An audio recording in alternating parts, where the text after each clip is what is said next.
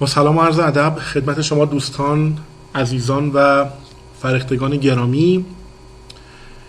ضمن عرض و ادب، احترام و ارائه قدردانی از محضر تمامی استادانی که از مکتبشان درس آموختم. علی کسرایی هستم، محقق و متخصص شبکه‌های مبتنی بر تکنولوژی‌های سیسکو و مفتخرم که یک برنامه آموزشی دیگه رو براتون ضبط میکنم که البته این برنامه آموزشی با دلیل و ذهنیت خاص ارائه داره میشه. همونطور که از تایتلش مشخصه، بحث فریم ریلی هست، یک تکنولوژی ون، یکی از تکنولوژی‌های ون که در امتحانات CCNA و CCIE ورژن 4 و CCNA ورژن جدید و حتی قدیمی ها مورد سنجش قرار می گرفتن. دانشجویان مبحث مهمی بوده، چرا که این مبحث فقط در CCNA باز میشه، در CCNP خیلی اشارات خاصی بهش نمیشه مگر چند نکته جهت تیون کردن، ولی به طور کامل در CCIE ورژن 4 ارزم خدمتون که مورد سنجش واقع می شده و رگ ها و توپولوژی های مبتنی بر مفاهیم بنیادی فریم ریلی که یک در اصل تکنولوژی ارزم خدمتون که دیتا لینک کیه، ارزم خدمتون که یعنی لایه دویی کانکشن اورینتد هست، ارزم خدمتون که به هر حال مورد سنجش واقع می شده. و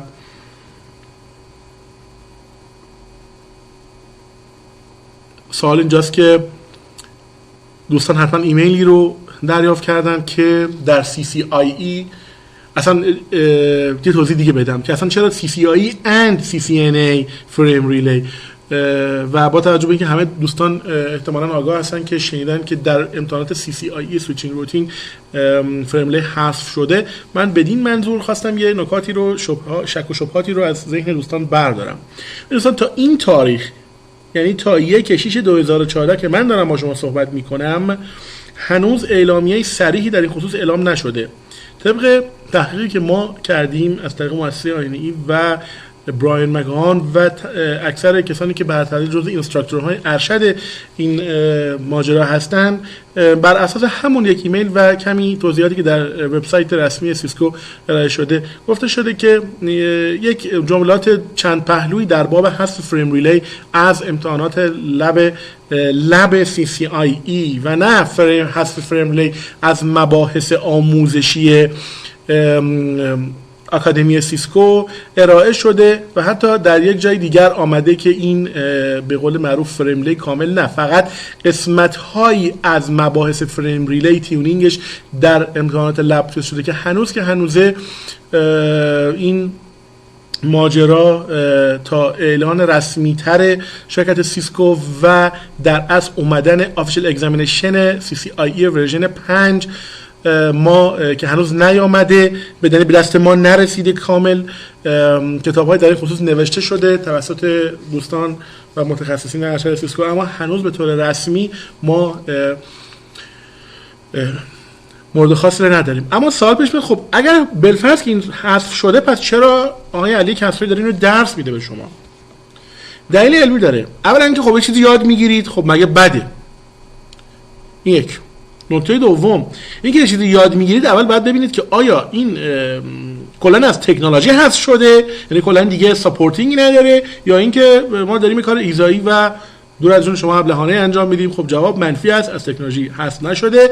برای این مدعا، اثبات این مدعا، ما شما رو به اعلان رسمی ارزم خدمتتون که خود شرکت سیسکو در خصوص ICND ورژن جدید که روی این کد به شما آموزش داده میشه، ارزم خدمت تحت عنوان ICND 2 هست و ارزم خدمتتون که همونطور که میبینید این سند رسمی خود شرکت سیسکو است که به شما میگه که این امتحان ارزم خدمتتون که چند ساعت طول میکشه، چند تا دونه سال داره و در نهایت تحت عنوان CCNA روتینگ اند سویچینگ سرتیفیکیشن ارزم خدمتتون که کاندیدیت میان چیکار میکنن، امتحاناشون رو میدن و تمام این وضعیت ها اینجا گفته شده. ما حالا کار به این قسمت ها نداریم. اون مباحثی که ما الان دنبالش داریم میگردیم بحث ون تکنولوژی است.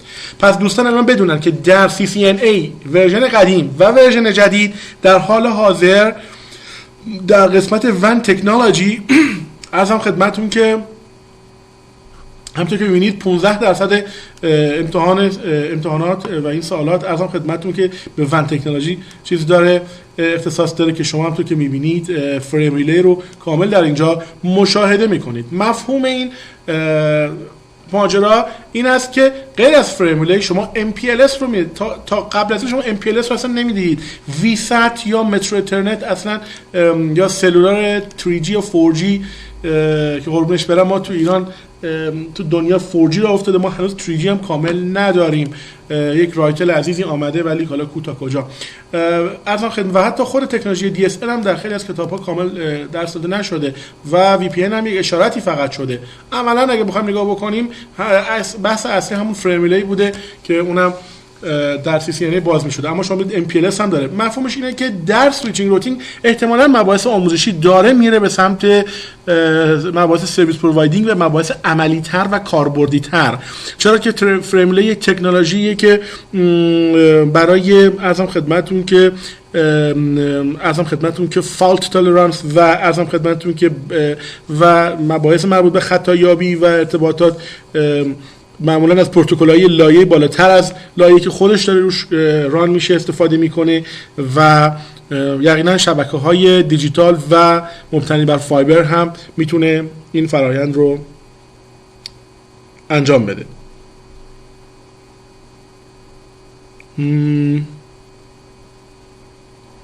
این کلا تکنولوژی فریم ریلی میاد چیکار میکنه؟ در اصل اون ارتباط بین یه روتر و شبکه فریم ریلی لوکال رو که در اصل بحث تنظیمات اون شبکه لوکالیتی فریم ریلی رو یک پرووایدر یا مخابرات یا همچین چیزی اینتر تلکامیونیکیشن پرووایدر مثلا وظیفش هست انجام میده و سمت روتر هم که خب سمت ماست که ما این کار رو انجام میدیم. اساسا خیلی‌ها که شبکه میخونن فکر میکنن که باید تمام دنیای ارتباطات و نتورکینگ رو بدونن. نه دوستان، یک مهندس نتورک کارش اینه که لینک رو از مخابرات بگیره و از اونجا به بعد دیگه کار یک مهندس شبکه شروع میشه.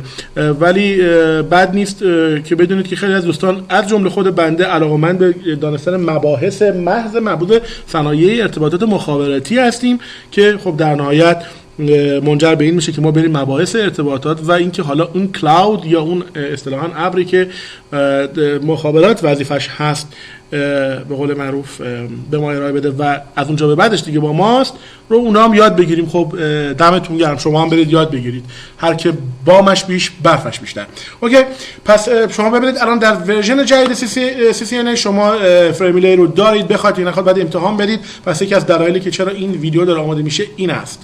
اوکی، نکته بعدی اینه که تا مشخص بشه هنوز بسیاری از رگ هایی که شما باید حل بکنید به علت اینکه هنوز رگ های جدید ندارید و در بخصوص در ایران استفاده از رگ رنتال ها بسیار سخت یا اینکه بسیار گران قیمت خواهد بود و شما مجبورید توسط برنامه GNS3 و به خصوص GNS3 ورژن جدید که ورژن 1 هست شما توسط تکنولوژی ارتباطات IOU بتونید چیکار بکنید؟ ارتباطات سویچینگ رو برقرار کنید و در نهایت یک فول رگ طراحی بکنید. عرضم خدمتتون که خب این خودش مستلزم این است که شما امکاناتی رو داشته باشید و وقت بذارید، خریداری بکنید، کار کنید و بتونید تکنولوژیتون رو انجام بدید. پس هنوز که هنوزه در کشورهای مثل ما مباحث بر پایه اون تکنولوژی است و فریم ریلی جزئی از ارتباطات درون رگ هست و شما موظف هستید اون رو یاد بگیرید. بغیر از این که اگر میخواید مبحث امتحانات سیسکو رو مستقیما از CCIE چیز بکنید، به عنوان یکی از تکنولوژی های ون در سیسکو موظف دونستانش هستید. فقط در امتحان لابراتوار شما طبق آخرین اعلام عرضم خدمتون که شما مباحثی از فریم ریلی حذف یا ممکنه کامل حذف شده باشه، اما این شما رو نباید نگران کنه، چون به هر حال CCNA باید در CCNA این دوره رو کامل بگذرونید. همونطور که می‌بینید در مبحث ترابل شوتینگ هم که 32% نمره رو به خودش اختصاص میده، در قسمت ون تکنولوژی شما حتی ترابل شوتینگ و ارزم خدمتتون که مباحث مربوط به فریم ریلی رو اینجا دارید. پس قربونتون برم اینو بدونید که پس این ویدیو همینطور الکی برای شما آماده نشده. استنباط ما اینه که در سالهای آینده تا 3-4 سال آینده کل مباحث مبتنی بر فریم ریلی به روی مباحث کاربردی‌تر سمت سرویس پرووایدینگ که مینیمم ماجرا همتون میدونید به سمت MPLS میره و ارتباطات MPLS VPN میره. با توجه که شما اینجا MPLS رو دارید، در CCNA و VPN رو دارید، یقینا ترکیب این دو تا سولوشن های ارتباطات سازمانی رو برای شما چیز میکنه که تیون کردنش در مباحث سرویس پرووایدینگ از خودتون باز میشه. حالا چه مباحث فاندامنتالش چه مباحث ادوانسش. خب پس حواسمون به این قضایی باشه که این خودش مؤکد این ماجرا است که ما در یک دوره انتقالی آموزشی به خصوصی از شرکت سیسکو داریم به سر میبریم که داره ژانر ارتباطات آموزشی رو با تکنولوژی های کاربردی به شکل ریل تایم داره تغییر میده و اونها رو در یک ارتباط تنگاتنگی برامون قرار میده. خب سخنرانی داریم از کافیه. حالا من از روی چی میخوام به شما این بحث رو درس بدم؟ عرضم خدمتتون که من از روی این کتاب میخوام به شما درس بدم. این کتاب برای شما آماده کردم، پی دی افش رو از اینترنت دانلود کردم. البته سال‌هاست که این کتاب رو ما درس دادیم به خصوص و هنوز با وجود اینکه مربوط به ورژن قبلی امتحان هست، ولی مباحث زیادی در گفتن داره و بسیار شما رو آماده میکنه برای اینکه بتونید این امتحان CCNA رو بدید. حالا مباحث جدیدتری هم هست که اونها رو باید کاور کنید. این کتاب آفست انگلیسیش از انتشارات مهدی در تهران، میدان انقلاب، بازارچه کتاب، من آفست انگلیسی رو دست گرفته بودم به شاگردانم درس میدادم. الان اون آفست انگلیسی جلوی من است، چون دیدن و همزمان میخوام این کتاب شما درس بدم در این فصل و ازم خدمتتون که قسمت ون کانسپتس و فریم ریلی کانفیگوریشن اند ترابل شوتینگ رو میخوام به شما درس بدم. خب این نگاه کردن به مانیتوری خورده ممکنه من رو ازم خدمتتون که برای ترجمه کردن چشمم اذیت بکنه، برای همین من مباحث رو به شکلم نیاز داشتم که کامل میخوام مباحث فریم ریلی به شما درس بدم. واسه همین احساس کردم که اگه بخوام پاورپوینت درست بکنم مباحث خیلی زیاد میشه، چون منم قربونش برم مشهورم به این که زیاد مایه میذارم توی این مسائل. از اون طرف هم احساس کردم که مباحثی که میخوام بگم در سطوح هم ارشد، خیلی ارشدتر از CCNA و در نهایت با توضیحاتی که میدم به راحتی فقط در خصوص مباحث فریم ریلی CCIE کفایت میکنه از نظر کانسپشن. یه مباحثی هم هست که مربوط به پیاده سازی هست و تیون کردن اون در عمل، که اونم بعد از این همه کلنجار رفتن با خودم به این نتیجه رسیدم که این برنامه آموزشی در 2 ویدیو جداگانه برای شما طراحی میشه. قسمت اول کانسپشن هستش که دارید الان اون رو ملاحظه میکنید. قسمت دوم قسمت مربوط به پیاده سازی سناریو هست که به شما یاد میده این چیزی که تو این من درس دادم به شکل عملیش چجوری پیاده سازی میشه و واقعا کاربردش چجوری هستش. سعی کردم که توی قسمت دوم در قسمت پیاده سازی سعی کردم که کلیه مباحثی که در قسمت اول که کانسپشن هستش پیاده سازی بشه، غیر از اون خیلی اوورتر و برای بچهای CCIE که میخوان رکای ورژن 4 و با این ذهنیت که ما هنوز نمیدونیم در ورژن 5 چه اتفاقی میفته، اما سیسکو آکادمی اعلام کرده که از مباحث آموزشی سیسکو به هیچ عنوان خارج نشده، فقط لب سویچینگ روتینگ اونم تا اطلاع ثانوی معلوم نیست، ممکنه دوباره ریویژن بخونه، یعنی ریوایز بشه، یک اصلاحاتی انجام بشه و در این ریوایز ممکنه دوباره فریم ریلی برگرده. فقط یک سری از مباحثش که میرفته بیشتر به سمت سرویس پرووایدر، سمت QoS یا اتفاقات این شنینی که واقعا در اول کاربرد نداشته ممکنه اونها حذف بشه. هنوز تا تاریخ 1/6/2014 ما اطلاعات کاملی در دست نداریم. خود آینی هم صبر کرده تا نهایتا سیسکو آخر اعلامش انجام بده و اون بتونه رک‌های جدیدش رو طراحی و در نهایت برای رک رنتال و اون ورک بوک هایی که داره کار میکنه بتونه اعلام بکنه. پس مطمئن باشید هنوز گنده های آموزش دنیا هم روی این قضیه فعلا استند بای هستن. اما شما استندبای نباشید، شما یاد بگیرید، همه چیز بیشتر یاد گرفتید. همین که در نهایت اونایی که دنبال CCNA هستن 100% به این مباحث نیاز دارن. اونایی هم که CCIE میخوان بخونن بدونن که فکر نکنن که چون این مبحث از قسمت لابراتوار سویچینگ روتینگ حذف شده بهش نیازی ندارن، به خاطر که مجبور هستن هنوز بسیاری از رگ‌های مربوط به ورژن 4 رو حل بکنن، حتما نیاز به چیز دارن. بعد چیز خیلی پیچیده و سختی هم نیست اصلا که خیلی اینو شاخ و قولش کردن. حالا ما با آموزش خودمون اینو به شما ثابت میکنیم که اصلا اینجوری هم نیست. فکر میکنم که تا اینجا به عنوان یک مقدمه سنگین 14 دقیقه‌ای برای ورود به مبحث به قول معروف فریم ریلی کفایت میکنه. 15 دقیقه. خب ما از اینجا استارت اصلی آموزش رو میزنیم. من مباحث مربوط به از روی خود همین کتاب برای شما ترجمه میکنم. ترجمه کتاب رو گفتم که در نظر گرفتم برای اینکه مطالب شسته رفته هستش، زیادی گویی نداره. من هم دیگه جاده های خاکی و غیر خاکی رو به قول معروف با توجه به تاپیکی که این کتاب من نشون میده رو نمیرم. ذهن شما رو درگیر مباحث که الان نیاز ندارید نمیکنم.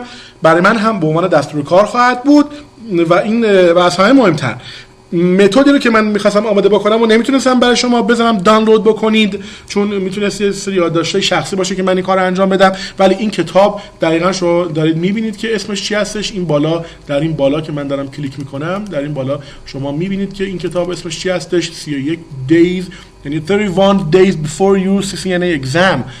شما قشنگ میتونید اینو در گوگل تایپ کنید و این پی دی اف خوب رو دانلود کنید و ازش استفاده بکنید. لذا دیگه خوبیش اینه که شما دیگه این مرجع تحصیلی رو هم چی شده به قول معروف دارید.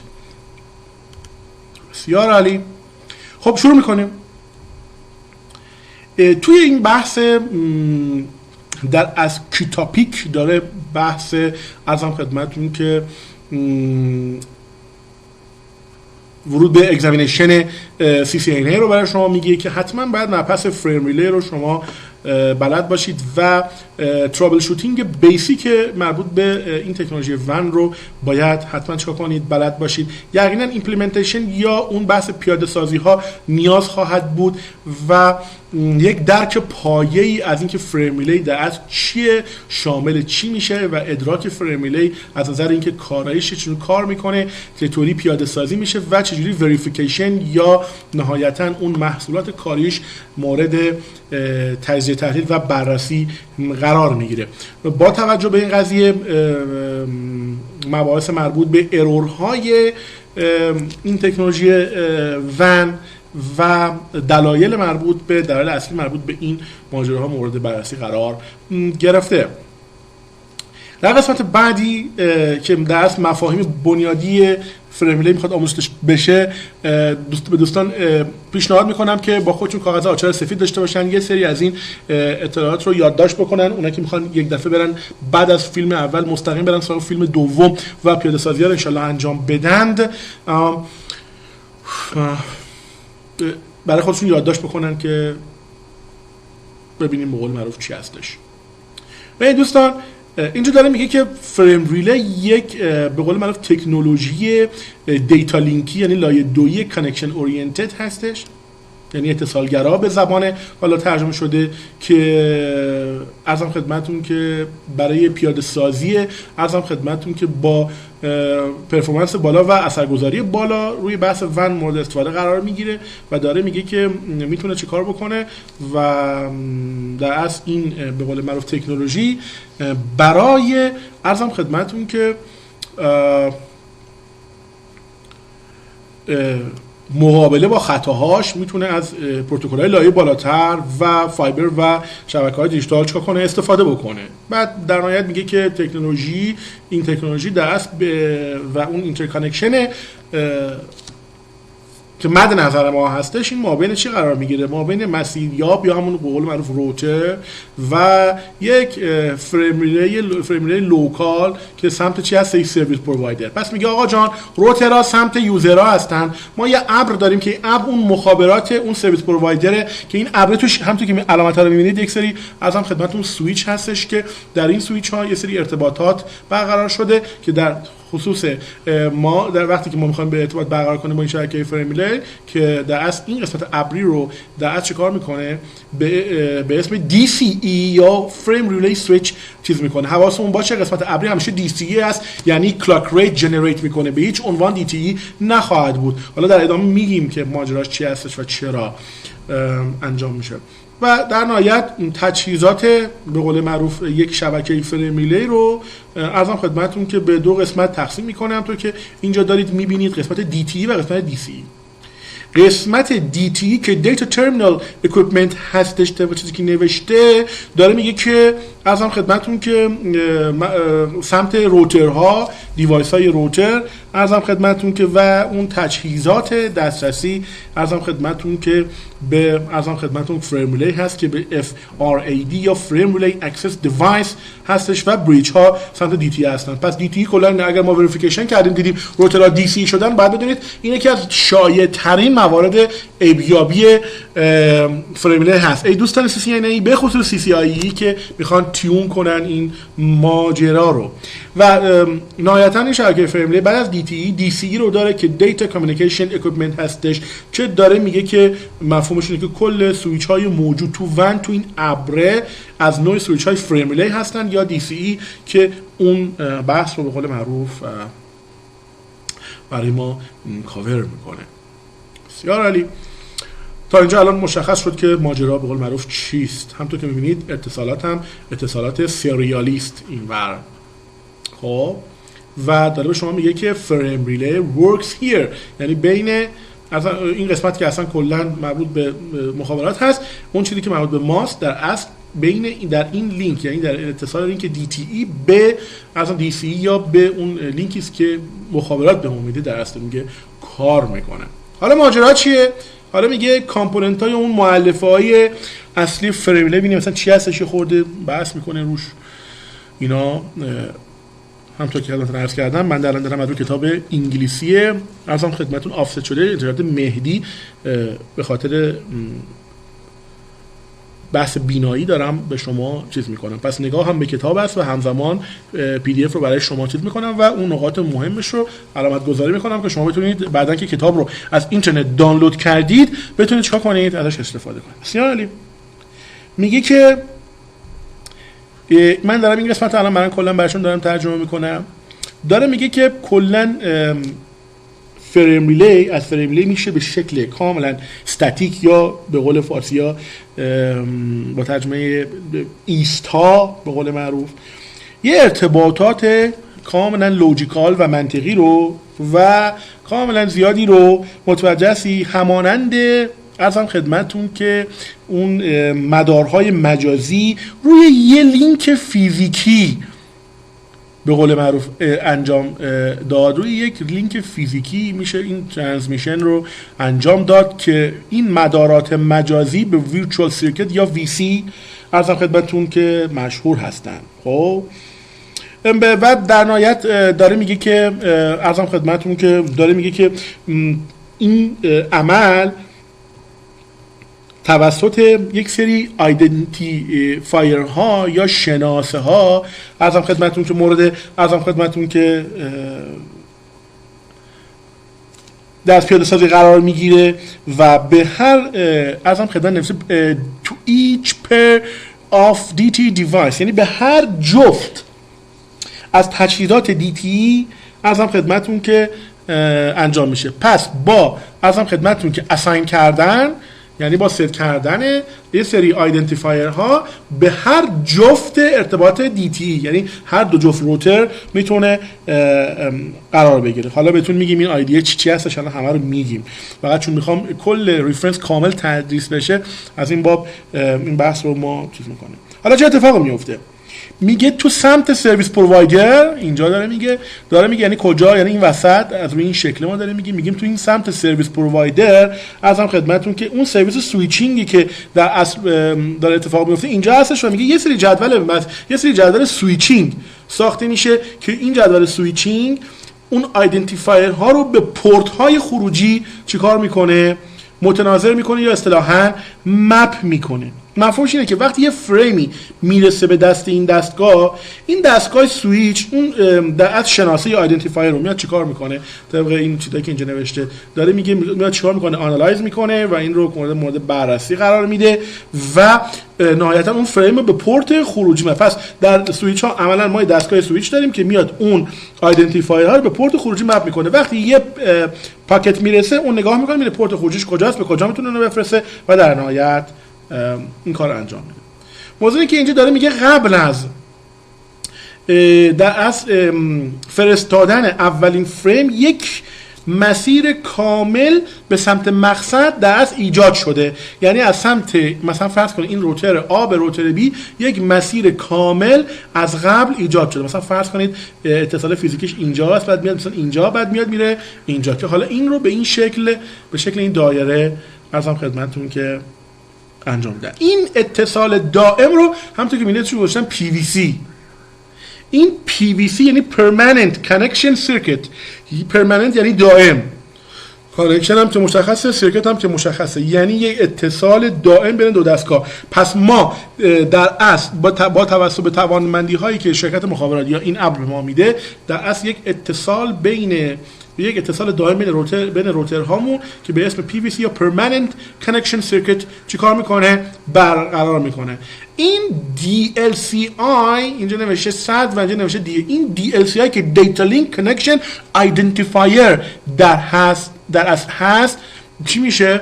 این دست همون شناسه هست که باید یک PVC هستش که در نهایت در این سمت برای از سمت روتر A به روتر B و از سمت A به روتر C اینور 400 اینور 500 در نظر گرفته شده. یک مسیر دائم مثل PVC Permanent ارزم خدمتون که Connection Circuit در از Virtual Connection Circuit هستش و در نهایت ارزم خدمتون که اینم به همین شکل از این ور 100 به این ور. خب این DLC های 100 و DLC های 400 متوجه هستین در این قسمت اکتیو قرار میگیره که ما خود مفاهیمش رو باید برای شما چیکار بکنیم، تعریف بکنیم. مثل اصطلاحات هست که شما در مباحث بنیادی ارزم خدمتتون که چیز باید در نظر بگیرید. ببینید در این شکل ما چیزای زیادی می‌بینیم مثل لوکال اکسس، بعد ارزم خدمتتون که همین DLCI PVC اینا رو باید خود با هم دیگه تعریفش بکنیم. ببینید لوکال اکسس ریت در اصل چی هستش؟ سرعت ورود و خروج دیتا به داخل یا بیرون از شبکه است.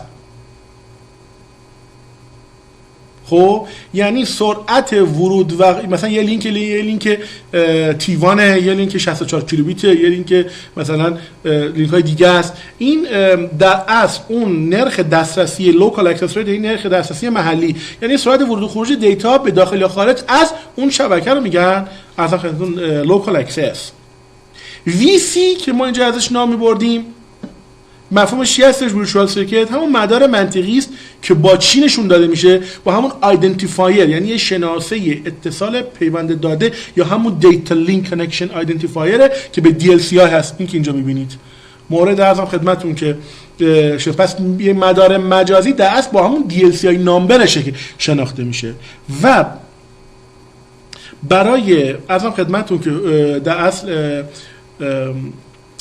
اینجا نگاه کنیم و در اصل برای چی هستش؟ حصول اطمینان از ارتباطات دو طرفه بین دو دستگاه DTE، یعنی بین دو تا روتر در اصل مورد بررسی قرار میگیره. ما اینا رو در اصل میایم انجام میدیم. من اینا رو داشتم برای خودم ترجمه میکردم ولی اومدم پایین دیدم که اینجا هست، اینجا شما ببینید. پس local access rate ماجراش همینه، میگه the rate at which data travels into or out of the network regardless of other setting.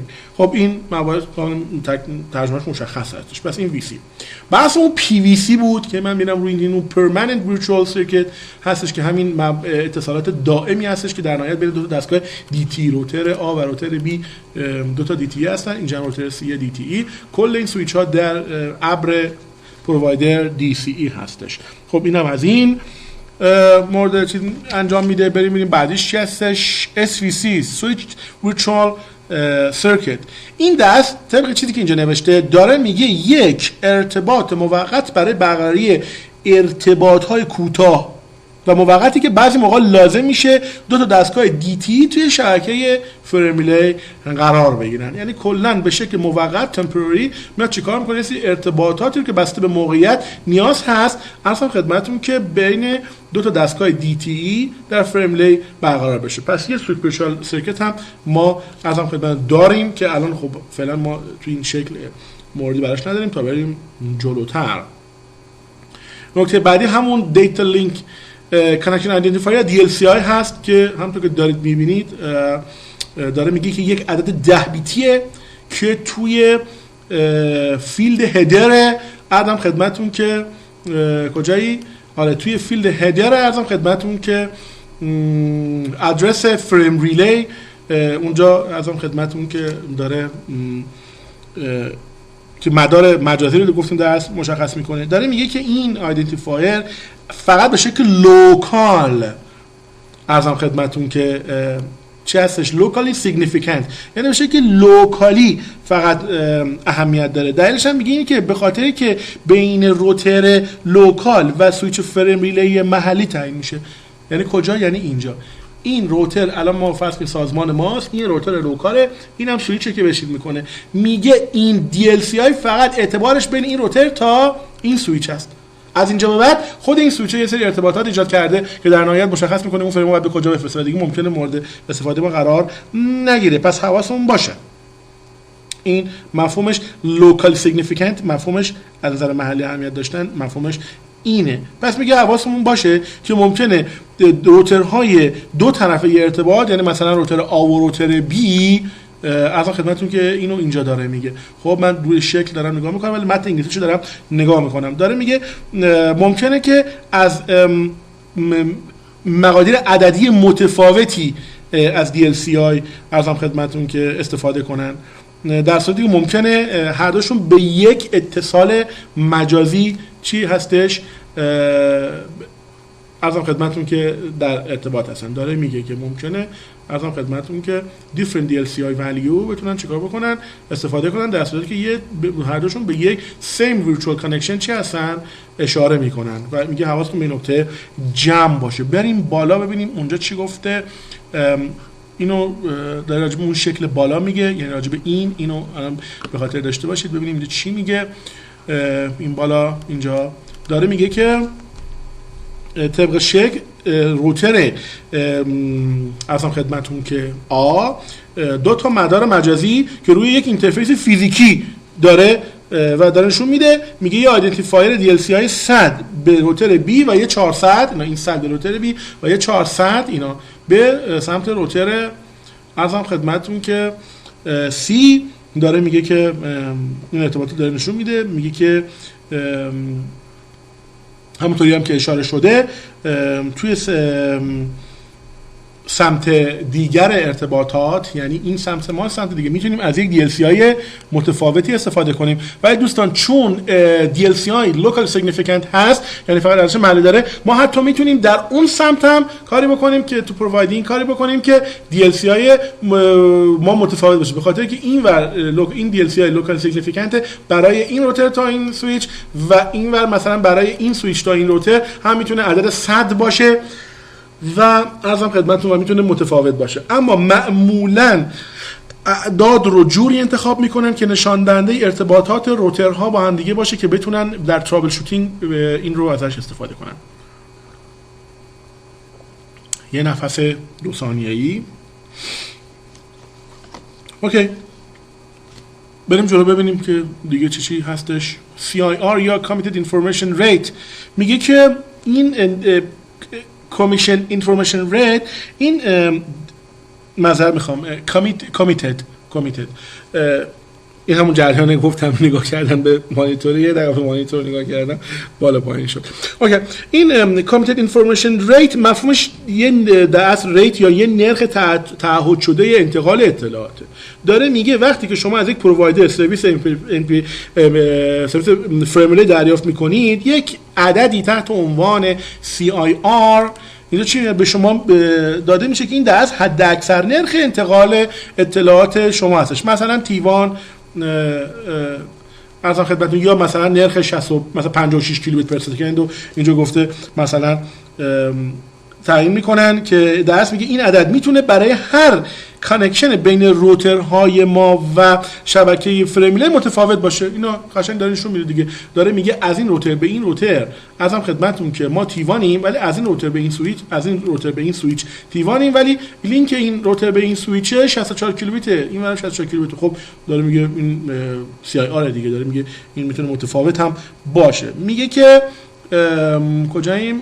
میگه ازم خدمتتون که تیپیکالی داره میگه که در نهایت در واقع بهتر که بگیم که این نرخ میتونه برای هر مدار مجازی یا وی سی هم چی باشه؟ متفاوت باشه. این به ازای هر ازم خدمتتون که DLCR میتونه ازم خدمتتون که چی بکنه؟ متفاوت باشه. میگه اگر که به قول معروف سرعت ارسال ارتباطات بیش از این مقدار بشه، شبکه یعنی کل اون شبکه پرووایدر یک فیلد یک بیتی روی فریم ها ست میکنه به اسم DE Discard Eligible. متوجه هستید؟ Discard Eligible.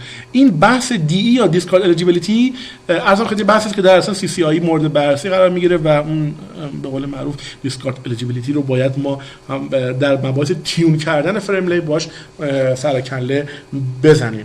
داره میگه که اونو این فریم DE یا Discard Eligibility رو میاد برابر یک قرار میده اگر که نرخ این ارتباطات بیشتر باشه. حالا سوال پیش میاد که این که حالا اگر اینو برابر یک قرار بده و در نهایت Discard Eligibility ست بشه، مفهومش چی هستش رو شما باید ارزم خدمتتون که این فلگی رو که در از شبکه میزنه به چیز، برید در اینترنت سرچ بکنید که ماجرا چی هستش. شما قراره مباحث عمومی، این مباحث برای سطح CCNA کاملا اختصاصی و برای سطح CCIE عمومی تا هولوش مثلا با توجه به ویدیوی شماره 2 که با یه رک CCIE ما سعی می‌کنیم روی روتین پروتکل و انواع مختلف چیز بکنیم، میتونه باشه. مباحث خیلی ارشدتر این مربوط به این قضايا رو دوستان میتونن خودشون پیگیری کنن. یک سری منوال های کانفیگوریشن و ترابل شوتینگ و کانسپشن مربوط به تکنولوژی فریملی در سایت سیسکو هست. به طور عادی در گوگل هم سرچ بکنید میتونید اونها رو به قول معروف پیدا کنید و استفاده بکنید. اینجا جاش نیست که الان من بخوام دیسکارد الیجیبیلیتی رو براتون کلا توضیح بدم. اوکی. توی مبحث بعدی یعنی از بحثمون خارج میشیم دیگه. اینورس بحث آرپ و اینورس آرپ هست که اینجا داره مورد بررسی قرار میگیره. اینجا گفته یه روش داینامیکلی هستش. داینامیکلی هم پویا معروف شده، نمیدونم اینجا برای شما چی بگم. شما همونتون دینامیکی در مقابل استاتیکلی شما در نظر بگیرید. یه روش داینامیکی هستش برای ارتباط دادن آدرس ازم خدمتون لایه 3 در اصل ازم خدمتون روتر در یک سمت باش اون آیدنتیفایر DLC های لوکال.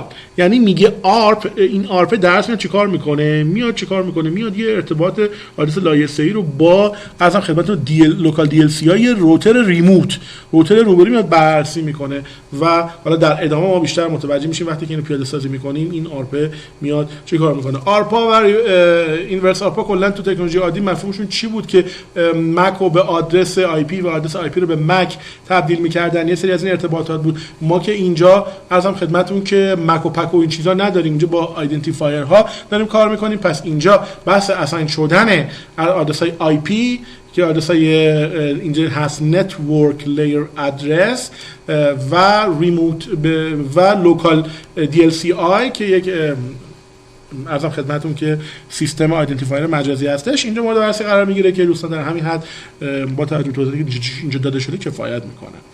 توی قسمت بعدی که بحث LM ها یا لوکال منیجمنت اینترفیس هستش، میخواد بگه این بحثش چی هستش. میگه این استاندارده، میگه این استاندارد سیگنالینگ بین روترها که DTE ها هستن و اون سویچ های لوکال فریملی که دستگاه DC هستن هستش که در اصل مسئول مدیریت ارتباطات بین دو دستگاه است. پس دوستان عزیز مفهومش چیه؟ من یکم برم جلوتر ببینم که ازم خدمتون که این LMI رو من دوست دارم اینجا به شما ازم خدمتون که نشون بدم. ببینیم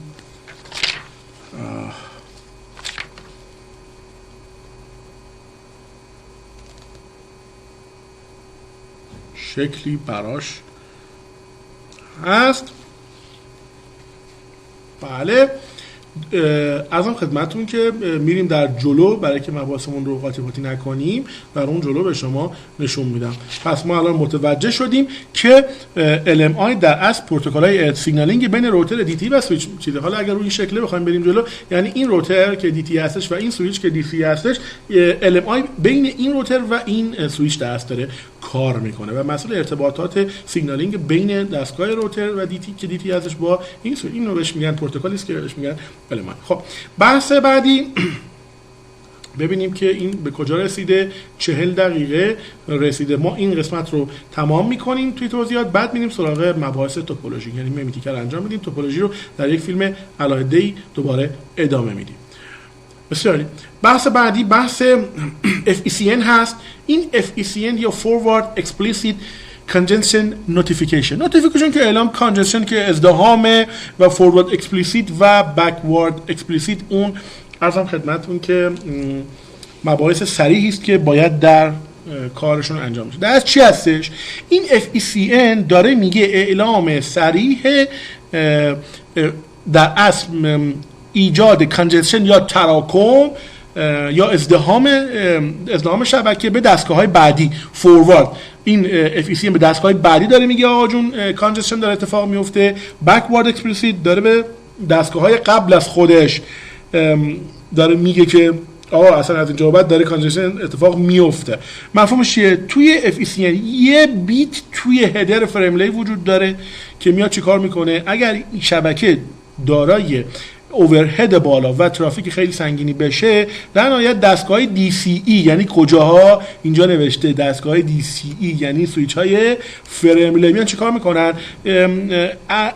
یه عملکرد به قول معروف ارزم خدمتتون که مخصوصی دارن که این بیتو برابر عدد 1 قرار میدن تا به دستگاه‌های DTE بعد از خودشون، یعنی کدوم‌ها؟ یعنی به روترهای بعد از خودشون اطلاع بدن که آقا این به قول معروف این فلو کنترل یعنی کنترل جریان ارزم خدمتتون که انتقال داده ها باید با دقت و دید بیشتری و متفاوتری انجام بشه. برعکسش این BECN هستش، Backward Explicit Congestion Notification هستش که داره میگه اونم یه بیت توی هدر فرموله که عملکردش دقیقاً مثل FECN با این تفاوت که چیکار میکنه؟ تو جهت عکس در اصل opposite direction ارزم خدمتتون که عمل میکنه و در اصل خبر وقوع و رفتن به حالت اوورهد و کانجکشن یا ازدحام بالای شبکه رو به دستگاه قبل از خودش هم چیکار میکنه؟ اطلاع میده. دوستان تا اینجا این مبحث رو تحت عنوان ارزم خدمتتون که فریم کامپوننتس ارزم خدمتتون که من به پایان میبرم و این تا اینجا فیلم برای که طولانی شده به اندازه کافی، ما این مبحث رو در اینجا به پایان میبریم و انتظارمون اینه که شما برید توی همین مقطع برید و به قول معروف اون PDF مربوطه رو دانلود کنید و از اینجا به بعد دیگه شما هم با داشتن اون PDF ارزم خدمتتون که با من همراه باشید. مبحث بعدی ما توپولوژی های فریم ریلی و در ادامه حالا مباحثی با توجه به حالا زمان فیلم مورد چیز قرار میگیره. سپاسگزارم که به حرفای من گوش دادید. مرسی که ویدیوهای من رو نگاه میکنید. شکی ندارم که با عشق برای آموزش به همتون این زحمات رو دارم میکشم و ارائه میدم. امیدوارم همینطور که صادقانه و عاشقانه یادتون میدهم همینطور صادقانه و عاشقانه به دیگران بیاموزید. موفق و مؤید باشید. یا حق.